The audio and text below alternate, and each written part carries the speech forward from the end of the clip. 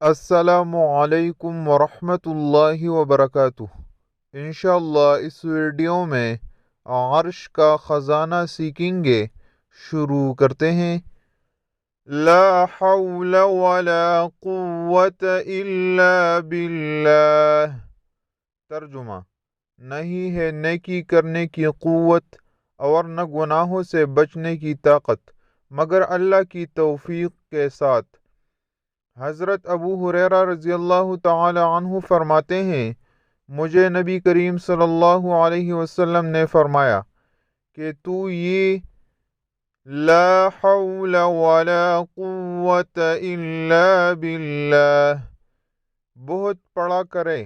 یہ عرش کے خزانوں میں سے خزانہ ہے۔